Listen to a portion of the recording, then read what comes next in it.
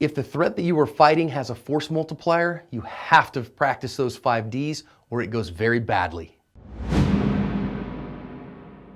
Hi everyone, this is John with today's active self-protection lesson out of Ensenada, Mexico. Here we're going to see a convenience store clerk who is unfortunately going to lose his life to some armed robbers. We're going to learn important lessons here about multiple attackers, about the value of compliance, that sometimes that's the best strategy, and why we talk about the 5Ds plus 1 when it comes to armed attackers. So you see these guys here are just working behind the counter of the convenience store, and now we're going to see our armed robbers come in, bust in through the door there, and start showing some knives.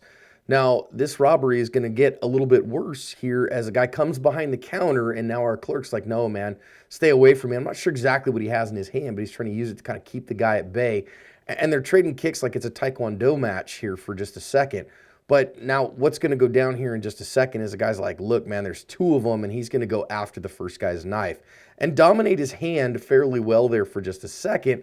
But now the other guy's in the fight as well. And so now you got 2-on-1 here. And they're going to get a hold of him. We're going to see that kind of attack like we see so many times, holding on to him with a leveraging arm and then going to work on him like a sewing machine. And now they're done with him. He's collapsed on the right side of our screen there. They come back behind and get the stuff out of the register.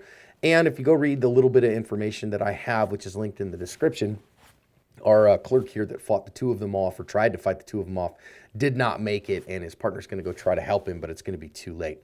All right, let's think about some lessons out of this one. And first of all, these attacks happen very, very quickly. The transitional space certainly doesn't help here.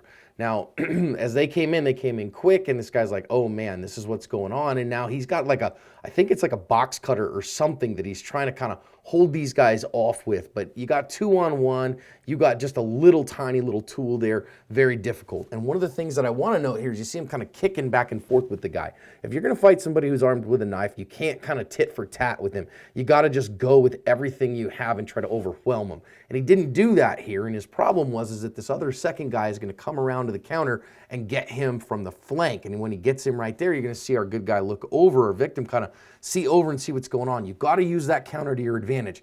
And if you're going to defend yourself, you've got to go overwhelmingly to the first guy who's behind the counter with you before the second guy has a chance to get back in the fight. He's not able to do that here because he grabs a hold and he's not able to get that guy completely out of the fight before he backs out, and now he has to fight the two of them, and that's just a losing proposition when they're armed, friends. And what we see here is we see exactly what we see all the time with knife attacks. We see that leveraging arm holding on to him and then going after him like a sewing machine. This is the kind of knife attack that we see again and again and again. Your empty-handed combatives need to deal with that kind of attack. You need to have some understanding of how those come and how to fight them off, and this guy unfortunately couldn't.